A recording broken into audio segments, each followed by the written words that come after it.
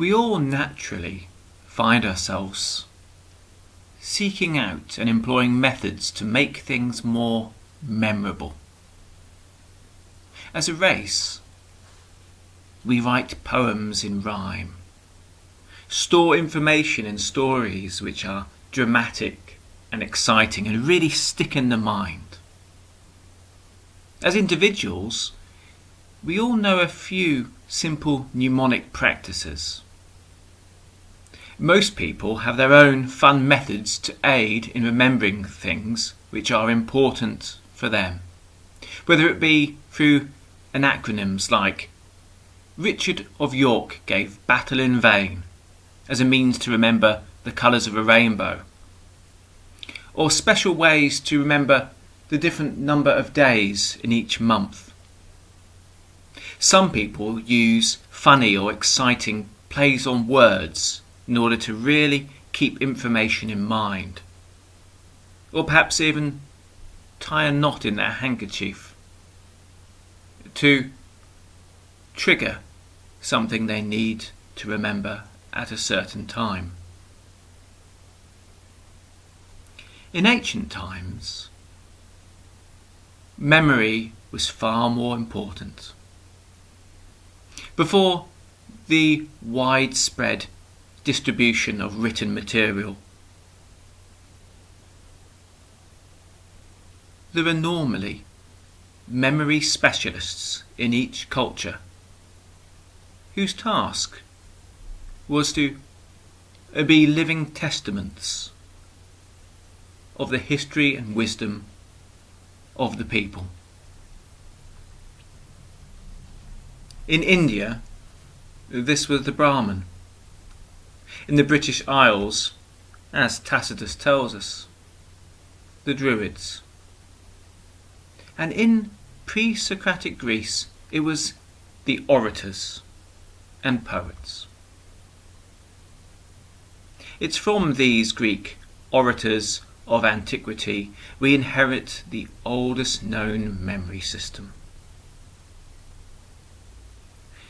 This classical art of memory is a fascinating discipline which involves intense concentration and clear visualization.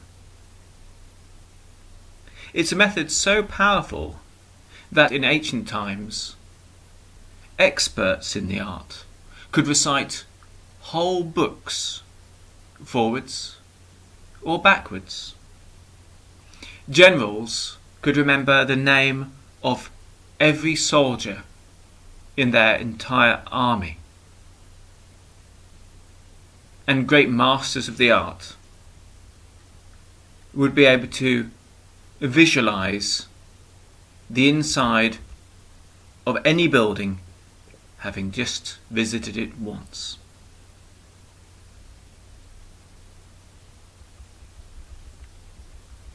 Now, any great tradition comes with a legendary founding story, and the art of memory is no different. The star of our tale is a famous poet called Simonides of Chios. Simonides has been hired by a rich noble to perform a speech at a lavish banquet that he's holding in one of his homes. And it's at this point that our story begins. Simonides has written a beautiful piece which he knows will impress the guests and please his employer. And he starts his monumental speech with an ode to the divine. In this case, he chooses the two stars, Castor and Pollux, and offers greeting to them and hopes that they will be honoured by what he is about to say. He then, of course, dedicates his speech to his host and performs his breathtaking poem. However, after the beautiful speech, the nobleman who has employed him is not happy, and he states that he is only willing to pay Simonides half the fee they originally agreed, because the poem, to his mind, was only half dedicated to him and half to the Gemini twin brothers in the sky. Therefore, he states that if he wishes to gain the full fee, he must claim the other half from Castor and Pollux. As you can imagine, Simonides is not happy, but continues with the meal. Before he can finish his main course, however, a messenger appears, asking Simonides to leave the building so as to meet with two young boys who have come with an urgent message for him. Intrigued, Simonides makes his apologies, leaves his place, and goes to the front door. Upon arriving there, no one is there to be seen. And as he steps forth from the house in order to search the area, the whole building falls down. It seems that Castor and Pollux, the twin heavenly brothers, have indeed come to pay half their fee. But the rewards for Simonides had not ended there. As the rubble of the collapsed building is being removed, it becomes clear that no one has survived. And indeed, the bodies of both the nobleman, his family, and all the guests are so mangled, so crushed, that they can't be identified. Soon, the mourning members of the family of the departed start to appear, and they suffer great grief because they don't know which body is their loved one. Simonides, however, finds that to his surprise he can perfectly see the whole scene of the original banquet, clearly being able to identify who sat where and what they ate and who they talked to. It seems that because everything in the room was lined up in a regular set position, somehow the information has been clearly imprinted upon his memory. And it's at this moment that it's said that Simonides invented the art of memory.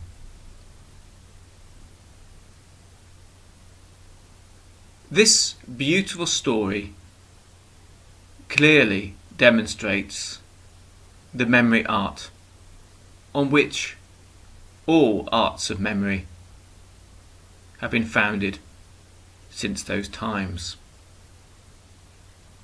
It's particularly appropriate that Simonides would demonstrate a dedication to Castor and Pollux. What could be a better symbol for memory than twins, one being the perfect copy or reflection of the other, as we with memory wish to reproduce in our minds a perfect copy of something else. In a sense, this story tells of the first memory palace, the seats being the different locations, the people sitting in the seats, of course, marking each location in an interesting and easy to remember way, and their meals being the points or images of memory in the location.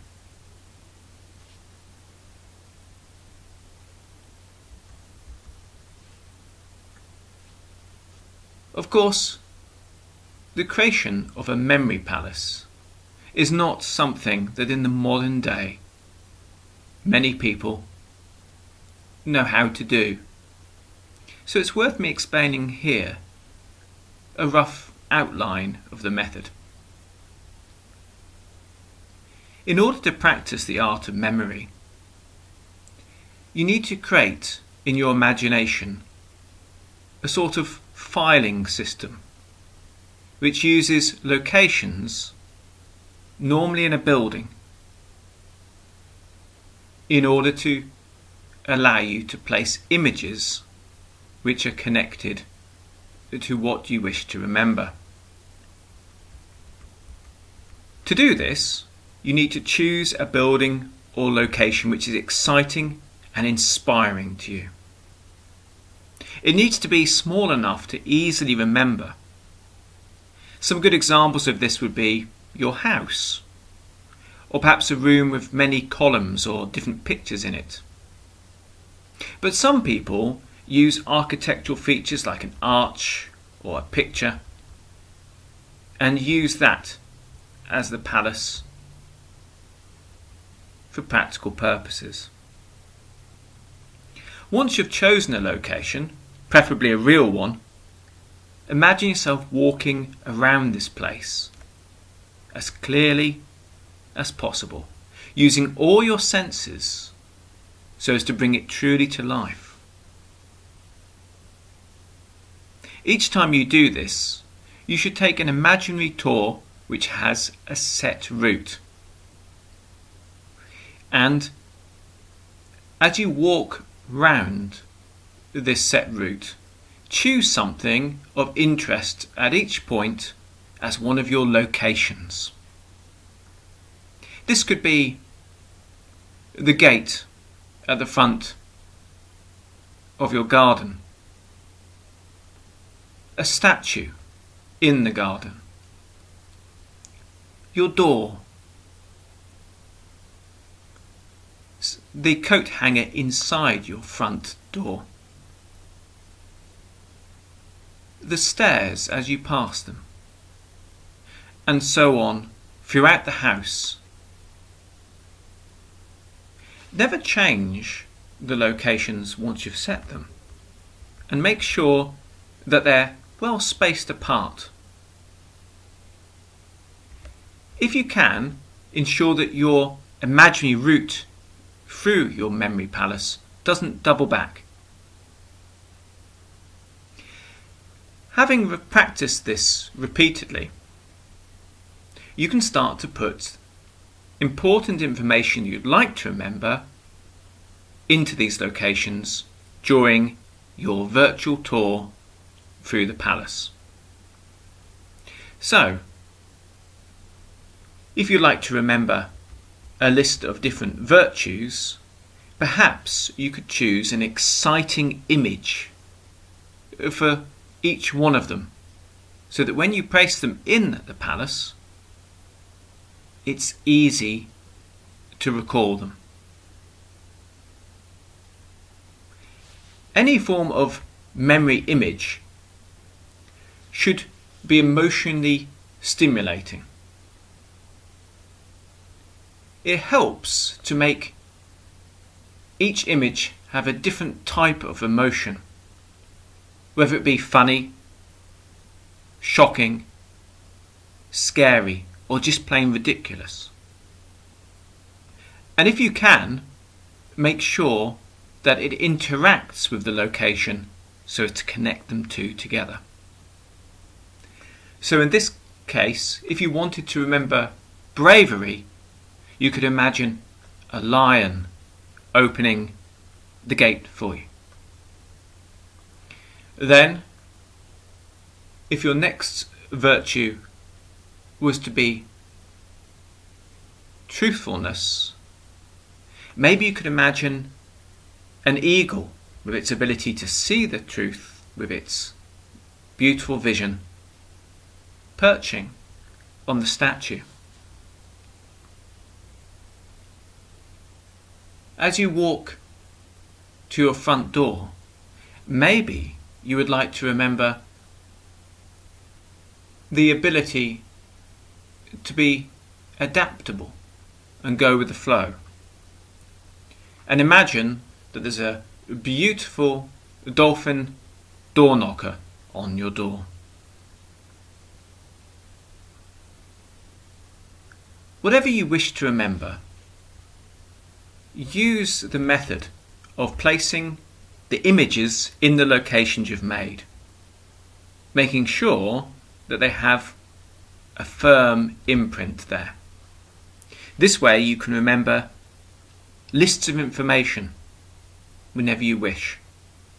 And you'll find that because you're using all your senses and you're stimulating your emotions, they imprint firmly in your memory, just like if you'd written on a wax tablet. If you wish to remember a speech, just make sure that each one of your locations contains an image that triggers the different topics that you wish to cover.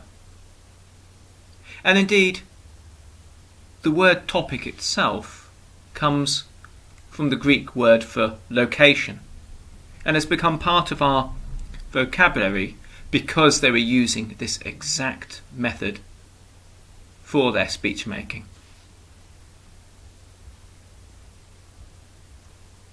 Often, if you need to remember a set speech with specific words, you can use plays on words to trigger the beginning of each sentence and place an image in order to do this throughout the whole of your memory palace. This is an outline of the classical art of memory as practiced in ancient times. We know that it is at least as old as the legend tells us. There are hints about the art of memory in pre-Socratic philosophical texts. And we have one direct instructional text which conclusively proves that the memory arts were developing around the time of Simonides. It's a apparently sophist fragment called Disoi Logi, or opposing arguments. It's dated about 400 years BC and only contains a tiny section on the art of memory, which describes it as the greatest and fairest discovery of them all. It says it's useful for everything, for wisdom and conduct in life, and then goes on to describe more or less the method which I outlined earlier. Now, what's interesting about this text is it states that the art of memory can improve your character as a person, can help you change your personality.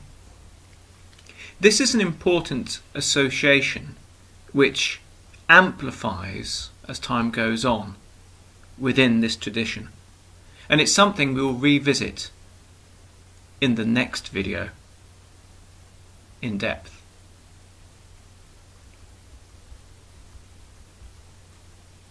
Now, most practitioners of the art of memory in these days were those who needed to employ speech as part of their jobs. Reading the ancient texts, the greatest masters were those of the legal professions, and they used the art of memory practically, so they could remember all the different cases which they needed to cover and the exact details of them, and also make sure that their arguments were well structured. Likewise, as previously mentioned, we see orators and poets using the art, but it's also used by politicians and military commanders. We know that in addition to this, many philosophers practice the art. And if we look at philosophical texts, it's quite interesting to see how these methods became part of writing. So if you wanted to make your speech memorable or your philosophical text memorable, you'd make sure that each interesting point, each philosophical discourse on a subject within the story took place in a separate, distinct location with a clear image associated next to it. Have a look at Plato's outstanding, beautiful works to see this format subtly but skillfully applied. For philosophers, often the art of memory was part of their path. They were wishing to know the truth, to be the truth, and of course, to speak the truth. Some traditions even held that the whole path of human development was remembering all the knowledge which they previously knew before incarnation. It's intriguing to think of how Aristotle's school at the Lyceum was known as being peripatetic, a walking school, whereby the different speeches and discussions were given on the move. Could it be that Aristotle made sure that each point he made appeared at a different location, and that the Lyceum was a memory palace of sorts?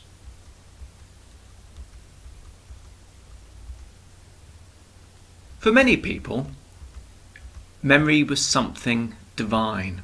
It was the ability to imprint in the mind in the same way that the divine imprinted to create all things. It was a gentle reflection of this higher power and a proof that man had divinity in themselves. We also see subtle hints that this art was practiced by some in a more magical and mystical way. In Roman texts, we see an accusation that someone was teaching the Caladian art of memory. And the whole feel of this accusation is one of someone accusing someone else of sorcery. Likewise, we can see that to the Neoplatonic lineage, memory training was seen as a part of Pythagorean tradition. Iamblichus and Porphyry state plainly that the art of memory is most certainly a part of their path of spiritual development. We even see Simonides mentioned in the life and times of miracle worker Apollonius of Tyana. And there's actually an intriguing story in this text. During his travels, Apollonius visited India, where he talked to a Brahmin who said to him, "I perceive that you have an excellent memory, Apollonius, and that we both worship the same goddess, the goddess of memory."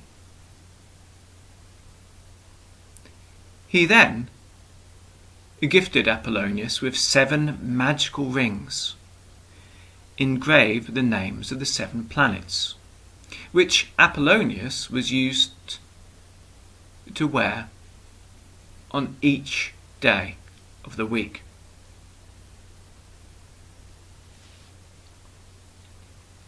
It's very interesting to think that these 7 magical rings, the rings that Apollonius came to be known for, were gifted to him because he was skilled in the art of memory, and that just like the Brahmin, they worshipped the goddess of memory.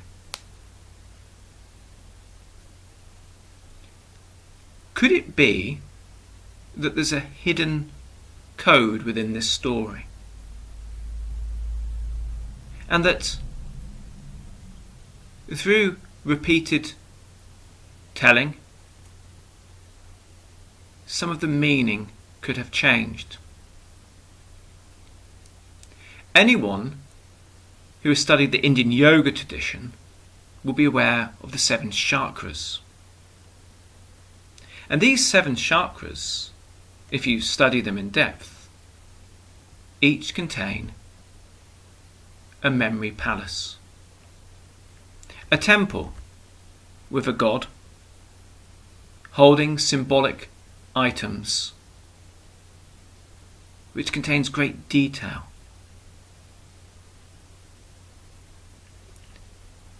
These are perfectly constructed along the lines of the art of memory. And we even have tantric texts that clearly describe the practice of walking through each chakra in your imagination through a set route, making note of the location and objects in them. Could it be that the Brahmin honoured Apollonius by teaching him his sacred memory temples?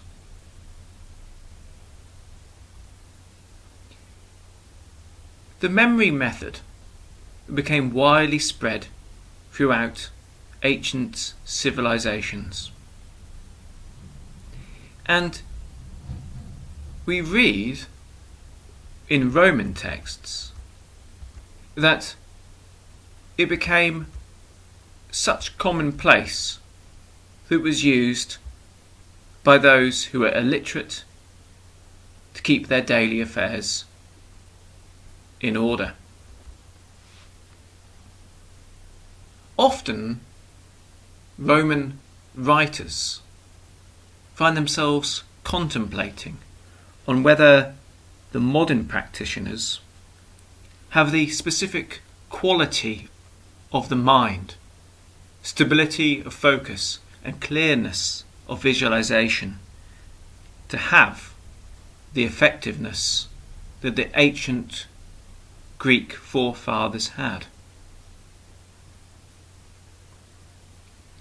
But they developed the art of memory and the methods to a great degree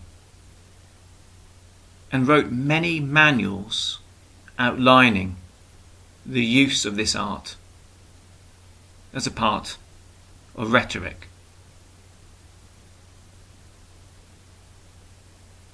When the Roman Empire fell, many things were lost. But some of these manuals persisted. And within Christianity, the art of memory continued. And it's from this hot coal